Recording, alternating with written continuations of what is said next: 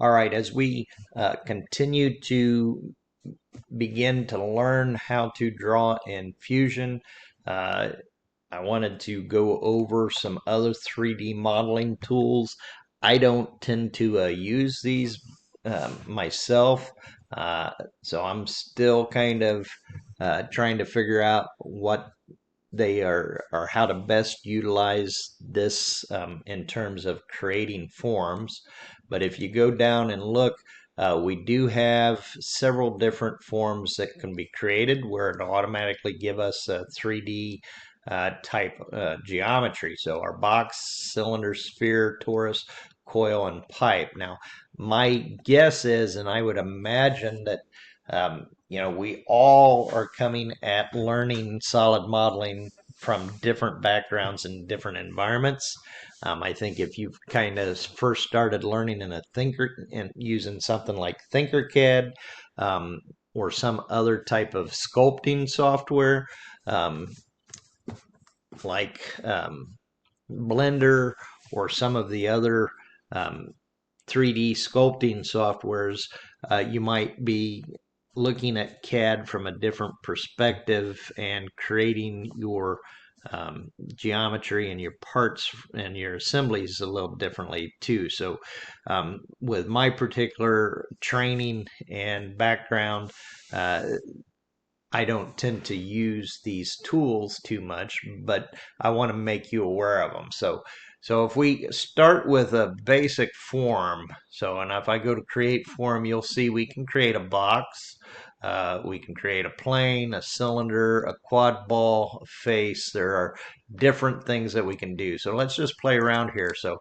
if I go with a box, notice it gives me the ability to more or less kind of create and then automatically populate that. Now, notice this is kind of made these edges rounded and is kind of giving you some uh, radiuses on the corners. I'm not sure why I don't use this enough. I'm sure that there are probably ways that you could go in and change that in that tool, but it's not a tool that I use frequently.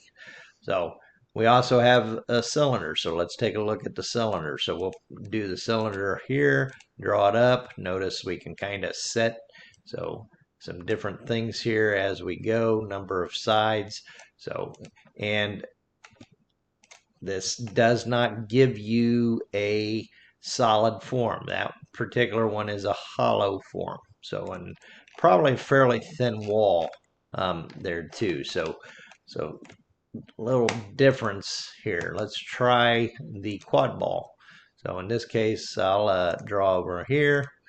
So notice I can kind of make it bigger, smaller, different spheres, but it's a real easy way to model a sphere, that's for sure. So, and it automatically kind of gives me some uh, surface features and some makes it look kind of metallic with that. A face. So if I just kind of put a face here, notice, so it takes 4 sides, so you can play around with edges, chains, a number of sides on something like that. Now notice these are also kind of giving us some shadows with these, which is kind of a neat visual graphic as they kind of project down onto different faces. So that's kind of a neat feature with that.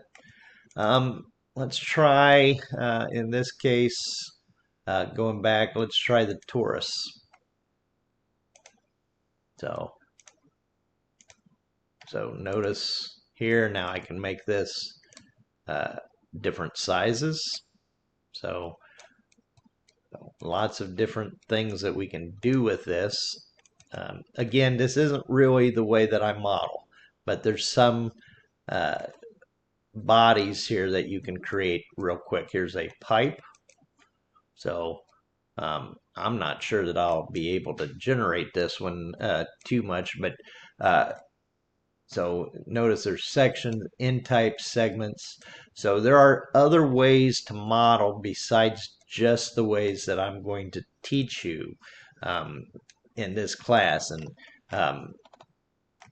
so as we go, So be aware of this. So as you experiment and play around with the software, you might find some methods or techniques that work better in your modeling than some of the techniques that I teach you. So just be aware of that.